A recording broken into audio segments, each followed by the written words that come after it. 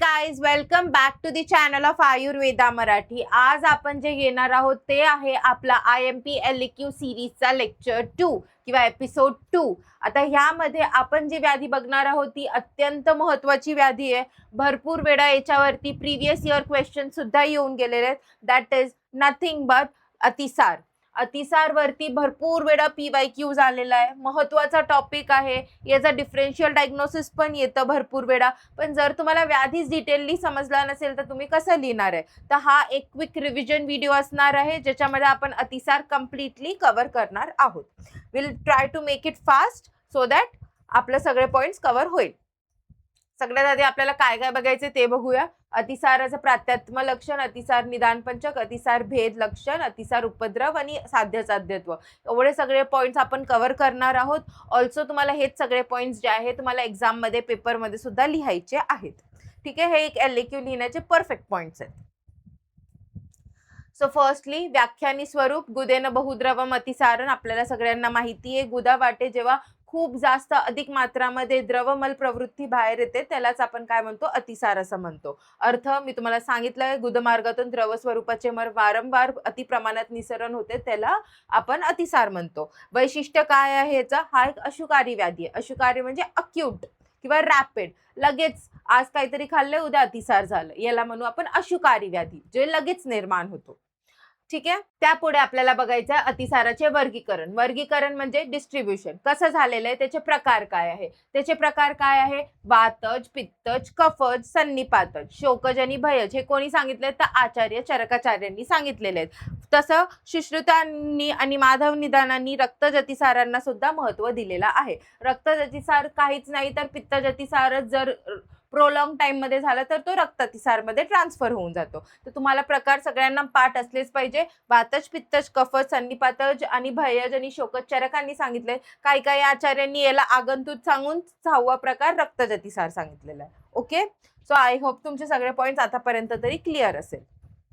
Next आपल्याला अतिसाराचे कारणे बघायचे आहेत. आता अतिसाराचे विविध कारण असू शकतात. यामध्ये काही दिलेले आहेत, सगळे नाही आहेत, फक्त काही कोणते इम्पॉर्टंट वाले आहेत. सगळ्यात आधी आहारज कारण. आता एक्झाम मध्ये लिहिताना सुद्धा तुम्ही जर अशा फॉर्मॅटमध्ये लिहिलं आहारज, विहारज, मानसिक, बाह्य, तर ते एक्झामिनरवर एवढं छान इम्प्रेशन पडेल की तो तुमचे पुढचे कारण वाचणार सुद्धा नाही. सो तुम्हाला त्या दृष्टिकोनातून एक्झामिनरला इम्प्रेस करण्याच्या पॉईंट ऑफ व्ह्यूनी हे लिहायचं आहे. सगळ्यात आधी आहारज. आहारज मध्ये काय, अतिगुरू, अतिस्निग्ध, अति उष्ण, अति शीत, अति द्रव आहार घेतला तर. आता याचे एक्झाम्पल्स लिहिण्याची गरज नाहीये, फक्त एवढं लिहिलं तरी चालेल. विरुद्ध अन्नाचं सेवन केलास, अध्यशन केलं म्हणजे काय, खूप जास्त अमाऊंटमध्ये जेवण केलं, अजीर्ण झालंय, विषमाशन झालंय, तर ह्या सगळ्या सिच्युएशनमध्ये आपल्याला काय अतिसाराची उत्पत्ती होताना दिसून येते. हे झालं आहारज कारणे. त्यानंतर आपण डायरेक्टिव्ह विहारज कारणवर. विहारज कारणमध्ये काय, अति जलपान केला किंवा अति मद्यपान केला. विहार म्हणजे काय, आपण काहीतरी एक्सटर्नली काय करतोय, तो खूप जास्त जलपान घेतलं, खूप सारं मद्यपान घेतलं, वेग विधारण केलं. स्पेसिफिकली जर मलवेगाचं विधारण केल्यास म्हणजे वेग धारण केल्यास तर आपल्याला सगळ्यात जास्त प्रमाणात अतिसार होताना दिसून येते. ठीक आहे, त्यानंतर मानसिक मध्ये अतिशोक, अति भय असले तरी सुद्धा आपल्याला अतिसार होऊ शकते. त्यानंतर आपण येऊया बाह्य व इतर कारणे. काय काय असते, ऋतुविपर्य, पाण्यात पोहणे, कृमी दोष, दुष्ट जलपान, या सगळ्यांच्या सेवनाने सुद्धा आपल्याला अतिसाराची उत्पत्ती होताना दिसून येते. हे सगळे आपले बेसिक्स आहे टू कॉज अतिसार. ठीक आहे, इथपर्यंत सगळ्यांना सगळे पॉइंट्स क्लिअर आहेत. हे काय आहे, त्याचे हेतू आहेत. त्यानंतर आपल्याला बघायचे संप्राप्ती. संप्राप्तीचा श्लोक ज्यांना पाठ असेल त्यांच्यासाठी व्हेरी गुड. जिथे इथे लिहिलेले आहे संशयानाम धातुर अग्नि प्रवृद्ध शक्रुन विष्णू वायुनाध प्रनुन्नम. पण ज्यांना पाठ नसेल त्यांच्यासाठी आपण स्टेप वाईज संप्राप्ती लिहायची. हेतू 7 पॉझिटिव्ह फॅक्टर. वात प्रकोप होतो. वात प्रकोप झाल्यानंतर प्रकुपित वायू कुठे जातो, शरीरातील जो अपधातू असतो, अपधातू म्हणजे जलीय अंश जे काही असतो शरीराला कुठून शरीरामध्ये कुठे घेऊन येतो, कोष्ठात आणतो. कोष्ठात आणल्यावरती त्या अग्नीला मांद्य निर्माण करते. बघा, करून कोष्ठात पक्वाशयात आणतो, यामुळे अग्निमांद्य होते. Loss of digestive fire. आता जेव्हा लॉस ऑफ डायजेस्टिव्ह फायर झालंय तर आपल्या पुरुषाला काय येणार आहे, ते पाणी आणि आपला पुरुष हे मिक्स होऊन काय होणार आहे, त्याला पुरुषाला द्रवत्व प्राप्त होणार आहे आणि द्रवत्व प्राप्त झाल्यानंतर ते काय होणार आहे, गुदावाटे ते बाहेर येणार आहे, त्याला आपण काय म्हणतो, अतिसार म्हणतो. हे त्याची संप्राप्ती आहे. नॉर्मल आहे, बेसिक आहे, एकदम लेमॅन लँग्वेज मध्ये सुद्धा तुम्ही संप्राप्ती फ्लो चार्ट फॉर्मॅट मध्ये लिहायची आहे. हे बघा यांनी किती छान एक्सप्लेन केलेलं आहे, किती छान लिहून दिलेलं आहे. तुमच्याकडनं हे सगळे डायग्राम्स ड्रॉ करणं अपेक्षित नाहीये, पण कमीत कमी तुम्ही लिहिणं तरी अपेक्षित आहे. ओके. त्यानंतर पूर्वरूप बघूया. पूर्वरूप काय आहे अतिसाराचे ते समजून घेऊया. पूर्वरूप आपण स्टेजेस मध्ये सांगितले त्यांनी. स्थानिक वेदना काय असते, म्हणजे लोकलाइज्ड पेन पर्टिक्युलर त्या एरियामध्ये. आता गुद ठिकाणी म्हणू शकता, तर गुद ठिकाणी, उदर ठिकाणी, कुक्षी ठिकाणी, नाभी प्रदेश, हृदय प्रदेश इथं टोचल्याप्रमाणे वेदना होत असते. ऑफकोर्स आता तुम्ही परत परत एक्झर्ट करता आपल्या बॉडीला, आले परत वॉशरूम गेले, आले परत वॉशरूम गेले, थकणार ना तुमची बॉडी पण. तर त्या ठिकाणी काय होणार, हृदय, नाभी प्रदेश, गुद प्रदेश, उदर प्रदेश, कुक्षी प्रदेश या ठिकाणी एकदम टोचल्याप्रमाणे वेदना उत्पन्न होणार. त्यानंतर शारीरिक लक्षण म्हणजे फिजिकल सायन्स काय काय असणार, अंग गळून जाते म्हणजे विकनेस येते, मल अवरोध होते म्हणजे कॉन्स्टिपेशन असते. नेहमी लक्षात ठेवा अतिसाराचा पूर्वरूप कॉन्स्टिपेशन म्हणजेच मलावरोध असतो. हा तुम्हाला भरपूर वेळा एक्झामिनर सुद्धा वायवामध्ये विचारतो, पण तरी तुम्हाला माहिती नसतं की पूर्वरूप मध्ये कॉन्स्टिपेशन हाच त्यांना अपेक्षित असतं. आणि जर तुम्ही याला उत्तर दिलं तर बेसिकली तो इम्प्रेस होतो किंवा हॅपी होऊन जातो. ठीक आहे. किंवा मलप्रवृत्ती सुखाने न होणे. त्यानंतर पचनाची लक्षणे बघा, डायजेस्टिव्ह आपण जे बोलतोय त्याच्याबद्दल. पचनाची लक्षणे काय, डायजेस्टिव्ह सायन्स, पोटात वात संचिती होते म्हणजे काय, फ्लॅट्युलन्स होते. त्यानंतर भविष्यात अन्नाचा अपाक होऊ शकतो म्हणजे इनडायजेशन पण कॉज करू शकतात ते. तर हे सगळे जे काय आहे ते त्याचे पूर्वरूप म्हणजे प्री नॉर्मल सिम्पटम्स, एक्झॅक्ट व्याधी उत्पन्न होण्याच्या आधीचे सिम्पटम्स आहेत. ठीक आहे. नेक्स्ट आपल्याला बघायचं आहे एक एक अतिसार. आपल्याला थोडा डिटेलमध्ये बघायचा, आपण तो फटाफट बघूया, खूप जास्त टाइम नाही वेस्ट करूया आपण. वातज अतिसार. सगळ्यात आधी वात प्रकोपामुळे अग्निमांद्य उत्पन्न होते हे तर आपल्याला माहिती आहे. वायू नंतर काय करतो, शरीरातील अन्य धातूंचं पक्वाशयात त्याला काय करतो, घेचून आणतो आणि पुरुषाला द्रवता प्राप्त करून देतो. अन्य धातू म्हणजे बेसिकली अपधातूच. ठीक आहे. मलाचं स्वरूप कसं असतो, अरुण किंवा फेनिल किंवा वृक्षवर्णाचा असू शकतो. वात आहे तिथं अरुण किंवा फेनिलच असणार आहे, हे तुम्हाला पाठ असलंच पाहिजे. आणि त्यामध्ये सगळ्यात इम्पॉर्टंट शब्द मारुतेनः म्हणजे काय, शब्द म्हणजे आवाज येतात. वॉशरूम पास होताना खूप जास्त आवाज येते, स्टूल्स पास होताना. आणि मारुतेनः म्हणजे खूप जास्त गॅसेस पण पास होतात. ठीक आहे. त्यानंतर वेग कसं असं, दिवसातून 5 ते 20 वेळापर्यंत तुम्हाला वेग येऊ शकतात. आणि वेदना सव्यथम म्हणजे खूप जास्त पेन्स असतात. वात आहे तिथं वेदना होणारच आहे, ते डायरेक्ट पाठ असलं पाहिजे आता आपल्याला. ठीक आहे. नेक्स्ट आपण जाऊया. आता जे वात आहे, वातज अतिसार जे आहे ते नुसतं वातज अतिसार मध्ये नाही, तर त्याची 2 अवस्था आपण सांगितलेली आहे. एक साम अवस्था, एक निराम अवस्था. हे फक्त वातज अतिसार नाही, ते इन जनरल तुम्ही अतिसारासाठी लिहिलं तरी चालेल. आता साम अवस्था असू शकते किंवा निराम अवस्था असू शकते. साम अवस्थामध्ये सिच्युएशन काय असणार आहे, कंपॅरेटिव्हली मल जे आहे हे नेहमी साम अवस्थेत पाण्यामध्ये बुडून बसणार आहे, कारण त्याला गुरुत्व असणार आहे, ते इनडायजेस्टेड असते, ते बरोबर डायजेस्ट नाही झालेलं म्हणून त्याला गुरुत्व असल्या कारणाने ते खाली बसणार आहे. पण पक्व अवस्थेत मात्र ते वरच तरंगणार आहे. ठीक आहे. त्यानंतर साम अवस्थेत खूप जास्त जड मल असते आणि दुर्गंधी असते, भयानक भृशम असं दुर्गंध असतो त्याला. पण पक्व मलाला कंपॅरेटिव्हली कमी दुर्गंध असणार आहे. ठीक आहे. मल जड असतो, पाण्यात बुडतो, फेसाळ असतो, आमयुक्त असतो, दुर्गंधी असतो आणि द्रव असतो. ठीक आहे. तसंच पक्वमध्ये सिच्युएशन काय असते बघा, मल आम अवस्थेच्या मानाने बांधून येतो, बांधून म्हणजे ग्रथित होऊन येतो. ठीक आहे. आणि पाण्यात तरंगतो, वरती असतो कारण तो लाईट वेट असतो. लक्षणे, मलप्रवृत्तीच्या वेळी शूल म्हणजे खूप जास्त पेन्स होतात, मूत्र व वायू यांना अवरोध येतो, मूत्र आणि वायूचा अवरोध होतो आणि कोष्ठात वायू संचार होतो आणि गुडगुड म्हणजेच आटोपची फिलिंग आपल्याला येते, गुडगुडची आवाज सतत चालू असते पोटामध्ये. आणि ह्या सिच्युएशनमध्ये वेदना थोडा कमी होतात, तोंड कोरडे पडू शकते, त्यानंतर श्वास लागू शकते, पृष्ठ व कटी, कंबर या ठिकाणी हलक्या वेदना होऊ शकतात. पेन्स पक्व अवस्थेत पण असणार आहे अतिसाराच्या, पण याच्यानी हे आयडेंटिफाय होईल बघा. सिंपलची गोष्ट आहे, जर आमवाला अवस्था असेल अतिसारामध्ये तर तुम्हाला तो मल शरीराचा बाहेर निघू द्यायचा आहे. पण जर पक्व असेल त्याच्यामध्ये समजू शकता की कदाचित अग्नी एवढी दृष्टी नाहीये, मग तुम्ही याला स्तंभन चिकित्सा देऊ शकता. पण जर आमच्या केसमध्ये तुम्ही स्तंभन चिकित्सा दिली तर तुम्ही अजून जास्त दृष्टी वाढवणार आहे शरीराची. म्हणून आम आहे की पक्व आहे हे कशासाठी जाणून घ्यायचंय? चिकित्सेच्या उपक्रमासाठी जाणून घ्यायचंय. जर आपण चिकित्सेचा पॉइंट ऑफ व्ह्यूने ते जाणूनच घेतलं नाही तर आपल्याला ते काहीच समजणार नाही. ओके. त्यानंतर आपण बघूया पित्तजतिसाराकडे. पित्त प्रकोपा कारणाने काय होतं? पित्त प्रकुपित होतो आणि त्वचाचा द्रव गुणाच्या वृद्धीने अग्निमांद्य उत्पन्न करून पक्वाशयामध्ये येऊन पुरुषाला द्रवता उत्पन्न करतो. बेसिक तुम्हाला सांगते, पित्तामध्ये स्वतःचाच एक गुण असतो ज्याला आपण म्हणतो द्रव्यभूत गुण, द्रवीभूत गुण. द्रवीभूतचा अर्थ काय? तो स्वतः थोडासा मेल्टेड फॉर्म मध्ये असतो. त्याच कारणाने तो अग्निमांद्य कॉज करतो. त्याच कारणाने तो पुरुषाला द्रव प्रवृत्ती आणून देतो आणि त्यामुळे निसरण करताना ते कसं असते? द्रव प्रवृत्ती स्वरूपात असते. पण यामध्ये मलाचं स्वरूप कसं असणार आहे? निळा, पिवळा, हिरवट, काळपट, रक्तपित्तयुक्त कसंही येऊ शकते. त्यानंतर गंध कसा असणार आहे? भृशम दुर्गंधी असणार आहे. पित्तवाला पण दुर्गंधी असेल. तापमान मात्र उष्ण असेल, कारण ऑफकोर्स पित्त आहे. वेग कसे असेल? एकदम वेगाने येईल, अनेक वेळा येईल, आवर्ता नाही येणार. म्हणजे तुम्हाला होल्ड अप करून येणार नाही, तुम्हाला एवढे जास्त वेग येतील. त्यानंतर सार्वदेहिक लक्षणे ज्वर, तृष्णा, मूर्छा, गुदपाक, स्वेद हे सगळे आपल्याला सार्वदेहिक लक्षणांमध्ये दिसून येतात. नेक्स्ट आपण बघूया रक्तातिसार. रक्तातिसार मध्ये बघा, रक्तातिसार काय सांगितलं होतं? पित्त अतिसारानंतर लगेच रक्तातिसार होतो असं पण नाहीये. पित्त अतिसारला जर तुम्ही प्रॉपरली ट्रीटमेंट दिली नाही तरी सुद्धा उष्ण तीक्ष्ण आहार खाल्लेच गेलं, काही पण चालूच आहे आपलं पोटोन मस्त, तर आपल्याला रक्तातिसार फर्दर स्टेज उत्पन्न होऊ शकते. बघा, पित्तज अतिसार झालेल्या रुग्णांना अधिक पित्त प्रकोपक आहार विहार केला अथवा रक्तदृष्टी झाल्याने रक्तातिसार उत्पन्न होऊ शकते. त्यानंतर लक्षणे काय? सरक्त, सगळ्यात इम्पॉर्टंट, सरक्त मलप्रवृत्ती होईल, ज्वर येईल, दाह राहील, तृष्णा राहील, शूल राहील आणि गुदपाक. गुदपाक म्हणजे काय? तर गुदच्या ठिकाणी अल्सर्स किंवा बॉइल्स तयार होईल.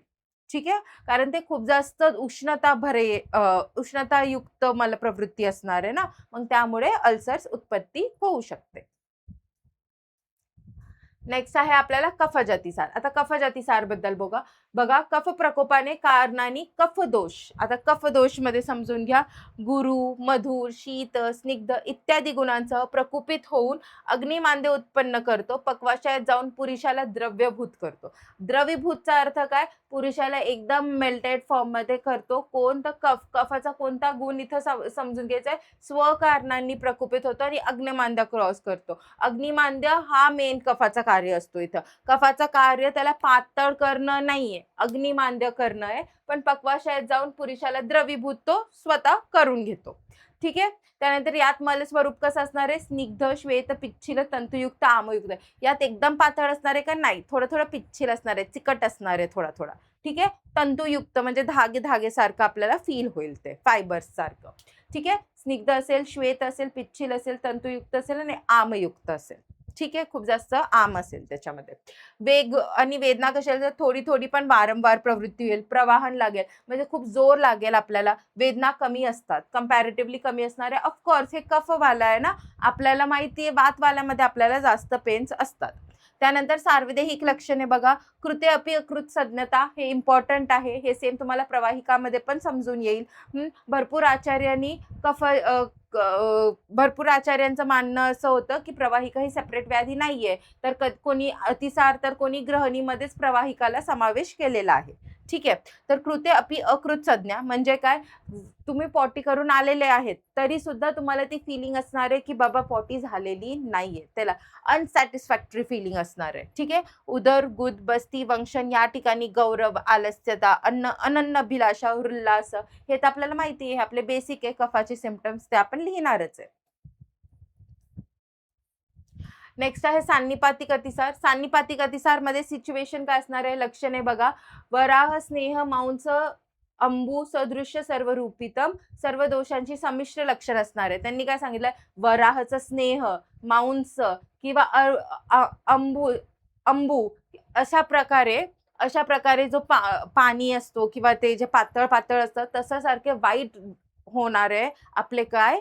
तर पॉटीचे कन्सिस्टन्सी, असं त्यांनी सांगितलंय. वराह स्नेह म्हणजे पिगचा फॅट, त्यानंतर मांसांबू म्हणजे काय, फ्लेशी वॉटर, म्हणजे सपोज आपण असं म्हणू, तुम्ही नॉनव्हेज वगैरे खात असाल तर तुम्हाला माहिती असेल नॉनव्हेज हे धुतला जातो आधी. तर धुताना जेव्हा ते वॉटर ज्या कलरचं होतं किंवा जे ते ते त्यामध्ये जसं घाण असतं तशा वर्णाची तुमची स्टूल्स होणार आहे. तर म्हणून त्यांनी सांगितलेलं आहे खूप जास्त भृशम कंडिशन आहे ही. ठीक आहे. सर्व दोषांची मिक्स लक्षणे असतात. वाताची पण असतात, पित्ताची पण असतात आणि कफाची पण असतात. ज्वर, दाह, भ्रम, मूर्छा हे सगळे सिम्प्टम्स तुम्हाला एकत्र दिसून येतात. ठीक आहे. ज्वर, दाह तेच लिहिलेलं आहे. त्यानंतर एक आमतिसार हा कॉन्सेप्ट आपल्याला बघायचा आहे, की आमतिसार काय आहे? आमतिसार समजून घेऊया. संप्राप्ती बघा सगळ्यात आधी. अन्नाचे योग्य पचन न झाल्याने उत्पन्न झालेला आम अन्य दोषांना प्रकुपित करून कोष्ठाचा शोभ करतो. वर्ड इम्पॉर्टंट आहे, की कोष्ठाचा शोभ करतो. हा वर्ड जास्त महत्त्वाचा आहे. ठीक आहे. तर याच्यामध्ये आमतिसारमध्ये कोष्ठामध्ये शोभ, शोभ म्हणजे तो पर्टिक्युलर ऑर्गन तो डॅमेज करतोय. ठीक आहे. आता अन्नाचं योग्य पचन नाही झालेलं आहे इथं. म्हणून नामाची उत्पत्ती झालेली, हे तुम्हाला लक्षात ठेवायचंय. लक्षणे कसं आहे, नाना वर्णे न केशे सारयंती, म्हणजे काय, खूप जास्त वेगवेगळ्या कलरची असतात, काळी, पांढरी, पिवळी, हिरवी कशी असू शकते. शूल अत्यंत चिकट व दुर्गंधी असते. मल गुरु असल्याने पाण्यात बुडतो, जे तुम्हाला सांगितलं होतं, जे आपण आम आणि पक्वचं क्लासिफिकेशन केलं असतं अवस्थाभेदानुसार, ते आहे ते. त्यानंतर अनेक वेळा पचलेले अन्न जसेचे तसेच बाहेर पडते. म्हणजे अनेक वेळा म्हणजे काय, खूप वेळा जे आपण खातोय ते तसंच तसंच बाहेर पडतं, पचतच नाही. ठीक आहे. त्यानंतर आपण मानसिक अतिसार जे आहे 2 ते बघूया. एक असते शोक अतिसार, एक असते भयज अतिसार. आता शोकज अतिसार समजून घेऊया आधी. शोक अतिसाराचे हेतू काय असणार? खूप जास्त शोक असणे. सपोज फॉर एक्झाम्पल कोणाचं काही, कोणी वारलंय किंवा काही झालेलं आहे, तेव्हा शोकज अतिसार आपल्याला होऊ शकते. यंत्रणा, यंत्रणा म्हणजे अश्रू, टीअर्समुळे अग्निमांद्य आणि द्रवमल होते. त्यांनी ते सांगितलेलं आहे. हे संप्राप्ती आहे बेसिकली मेकॅनिझम. त्यानंतर लक्षणे संनिपातिक स्वरूपाचा ह्या अतिसाराबरोबर ज्वर, दाह, भ्रम, मूर्छा हे थोडंसं आय गेस थोडंसं वरती खालती झालेलं आहे. यामध्ये बेसिकली पर्सन खूप जास्त ज्वर येतो, दाह असते, त्याला भ्रम असते, मूर्छा असते, परत तालुशोष असते, कंप असते, तो बिचारा दीन होऊन जातो, वृक्ष होऊन जातो. ठीक आहे. त्यानंतर भयज अतिसारामध्ये, भयज अतिसार याचा हेतू काय असतं, अतिशय भयमुळे जेव्हा उत्पन्न होते त्याला आपण काय म्हणू, भयज अतिसार म्हणू. याची यंत्रणा म्हणजे याचं मेकॅनिझम काय असणार आहे, भीतीमुळे वात प्रकुपित होऊन द्रवमल प्रवृत्ती क्रिएट करू शकते. त्यानंतर लक्षणे याचे काय असणार आहे, दीनता, कंप, मोह, मुखशोष, तालुशोष व सार्वदेहिक लक्षणांना जोडीला द्रवमल प्रवृत्ती होऊ शकते. बेसिकली तुम्ही वात प्रकोपाला लिहू शकता. याच्यामध्ये खूप जास्त वेदना होत असते, कशातच मन लागत नाही. हे सगळे 2-3 लक्षण तुम्ही मनाने ह्याच्यात लिहू शकता भयज आणि शोकज अतिसारमध्ये. ठीक आहे. त्यानंतर अतिसाराचे उपद्रव बघा कोणकोणते, तर शोथ आहे, शूल आहे, ज्वर आहे, तृष्णा आहे, कास आहे, अरुची आहे, छर्दी आहे, मूर्छा आहे, हिक्का आहे, मद आहे आणि अधमान व पार्श्वशूल आहे. याच्यामध्ये प्रत्येक याच्यात तुम्हाला त्याचे पर्टिक्युलर सायन्स अँड सिम्प्टम्स असतील, ते दाखवलेले आहेत इमेजमध्ये, तर तुम्हाला समजेल. शोथमध्ये स्वेलिंग, शूलमध्ये पेन्स, ज्वरमध्ये टेम्परेचर असते, तृष्णामध्ये तहान लागते, कासमध्ये खोकला येतो, अरुची टेस्टलेसनेस, छर्दीमध्ये उलटी होते, मूर्छामध्ये चक्कर येणे आणि हिक्कामध्ये हिचकी येणे. ठीक आहे. मधमुळे डोकं गोल-गोल घुमणे म्हणजे इंटॉक्सिकेटेड फील करणे, असं वाटलं की दारू पिलेलं आहे. आणि अधमान किंवा पार्श्वशूल होऊ शकते आपल्याला. ठीक आहे. लास्टली आपण साध्यताकडे बघूया. अतिसारामध्ये जर नवीनच उत्पन्न असेल तर तो साध्य आहे. लक्षणांचं स्वरूप सौम्य असेल, की हां बाबा आता ठीक आहे, हळू-हळूच आहे किंवा दिवसातून 3-4च वेग येतायत तरी चालेल. ज्यामध्ये मूर्छा, छर्दी, मूत्राघात यासारखी लक्षणे नसतात त्याच्यामध्ये सुद्धा, ज्यामध्ये रसक्ष उत्पन्न झालेला नाहीये. त्या सगळ्या व्याधी, जर हे सगळे सिम्प्टम्स असेल तर आपण म्हणू शकतो, की बाबा हो, अजून बी तो ट्रीटेबल आहे. आतापर्यंत सिच्युएशन हातापेक्षा बाहेर गेलेली नाहीये. तर याला आपण काय म्हणू, अतिसाराचा रोगी हा साध्य आहे, हे सगळे जर सिम्प्टम्स दिसत असले तर. पण जर आपल्याला असे सिम्प्टम्स दिसले, जसे मलस्वरूप एकदम चित्रविचित्र रंगाचं आहे, काही बाहेर पडतंय जसं मज्जा, घृत, तैल, यकृत, वसा ह्यासारखं दिसतो. मांस धुतलेल्या पानाप्रमाणे दिसते, जे मी तुम्हाला सांगितलं होतं, जे युजुअली सान्निपातिक अतिसारामध्ये दिसतं. शारीरिक अवस्था शावता आलेली आहे, मोह, छर्दी, डोळे खोल गेलेले आहेत, आवाज बाहेर निघत नाहीये. एकदमच थकवा आल्यासारखा होतोय. तीव्र ज्वर आहे, श्वास आहे, खूप जास्त शोथ आहे शरीरावरती. शोथ आलेला आहे शरीरावरती अतिसारामुळे तर समजून घ्यायचं की पेशंट लवकरच मृत्यूला प्राप्त होणार आहे. ठीक आहे. धातुक पूर्ण क्षय झालेले आहे, बलमांस संपूर्ण क्षीण झालेला आहे. तर हे जर सिम्पटम्स असले तर समजून जायचं की बाबा पेशंट जाणार आहे. हा व्याधी असाध्यताकडे वळून चुकलेला आहे, आपण याला क्युअर करू शकत नाही. ठीक आहे. नेक्स्ट आहे सान्निपातिक अतिसार. हा नेहमीच असाध्य असतो, जे मी तुम्हाला सांगितलं. ठीक आहे. त्यानंतर व्याधीमुक्ती झाल्याची लक्षणे. आता ही लक्षणे महत्वाची, कारण ही फक्त क्वचित अशा व्याधीमध्ये, ज्वरामध्ये, अतिसारामध्ये, 1-2 अजून व्याधी असतील त्यामध्येच आहे. बाकी कोणामध्ये व्याधीमुक्तीचे लक्षणे दिले नाहीयेत. म्हणून व्याधीमुक्तीचे लक्षणे महत्वाचे आहेत. यथोच्चार विनमूत्र सम्यक वायुश्च गच्छति दीप्तो अग्ने लघु कोष्ठस्य स्थितस्य स्याद उदरामयः. याचा अर्थ समजून घ्या. लक्षणे की बेंचमार्क्स मध्ये मलप्रवृत्ती शिवाय केवळ मूत्र आणि अधोवायूच्या प्रवृत्ती सहज होणे. म्हणजे काय, मलप्रवृत्ती तर होतच आहे, पण त्याला मूत्रप्रवृत्ती आणि अधोवात जे आहे ते पण खूप इझिली शरीराबाहेर पडत आहे. त्यानंतर अग्नी प्रदीप्त आहे खूप जास्त, भूक चांगली आणि वेळेवर लागतीये. त्यानंतर पोट हलका वाटत आहे. हे सगळे जर तुम्हाला सिम्पटम्स दिसत असले तर समजायचं की बाबा आता आपला अतिसार हा बरा झालेला आहे. हे सगळे सिम्पटम्स महत्वाचे आहे. निष्कर्ष काय, ही लक्षणे दिसल्यानंतर रुग्णाच्या आणि अग्नी प्रकृती झाला असून तो अतिसाराने पूर्णपणे मुक्त झालाय असे समजावे. जसं मी तुम्हाला सांगितलं, हे जर त्याचे सिम्पटम्स दिसत असले की त्याला हलकं हलकं वाटतं, त्याला परत भूक लागतीये, आता तो निवांत आहे, तर समजायचं की बाबा हो, आता हा अतिसारापासून मुक्त होतो आहे हळूहळू. ठीक आहे. तर हे झालं आपलं काय, अतिसाराचे मुक्तीचे लक्षणे. लास्टली आपल्याला हे छोटं रिव्हिजन चार्ट दिलेला आहे, आपण तो बघून घेऊया. आता बघा, वातजमध्ये दोष काय असते. वातज दोषाच्या अतिसारमध्ये, म्हणजे वातज अतिसारामध्ये मळ्याचे स्वरूप फेनील वृक्ष असते, रंग अरुण असतो, वेग कसे असते 5 ते 20 वेळा येऊ शकतो, आवाजसह वेदनासह असते. विशेष लक्षणे पोटावाटे, गुदावाटे, वात सरकणे. म्हणजे काय, खूप जास्त गॅसेस पण पास होतात. त्यानंतर पित्तज अतिसारामध्ये द्रवणी उष्ण असते, मलाचे स्वरूप रंग निळा, पिवळा, हिरवट, अति दुर्गंधी असते, वेग व वेदना एकदम वेगाने, दाहयुक्त, ज्वर, तृष्णा आणि स्वेद असते. तसंच कफजमध्ये स्निग्ध पिच्छिल तंतुयुक्त असणारे, श्वेत, आमगंधी असणारे, थोडी थोडी कमी वेदना होते, प्रवहन करावं लागते म्हणजे जोर द्यावा लागतो. कृत्य अपि अकृत संज्ञता आणि गौरवता असते, हे लक्षात ठेवायचे. कृत्य अपि अकृत संज्ञताचा अर्थ अनसॅटिस्फॅक्टरी बोवल मुवमेंट्स. ठीक आहे. त्यानंतर सन्निपातज आणि भयज आणि शोकज, त्यामध्ये एवढं काही कंटेंट नाहीये. सो आय होप तुम्हाला समजलं असेल. एकदा क्विक रिव्हिजन घ्यायची आहे. सगळ्यात आधी आपण काय बघितलं, अतिसाराची व्याख्या लिहिली, त्याचे प्रकार लिहिले, हेतू लिहिले, संप्राप्ती लिहिली, पूर्वरूप लिहिलं, प्रकारानुसार रूप लिहिले. त्यानंतर साध्यत्व, उपद्रव बघितले आणि व्याधीमुक्तीची लक्षणं सुद्धा बघितले. हे एवढे सगळे पॉईंट्स बघितल्यावरती तुमचं हे कम्प्लीट तयार झालेलं आहे LAQ. सो आय होप तुम्हाला सगळं समजलं असेल. Thanks for watching the video. Have a nice day ahead. Thank you.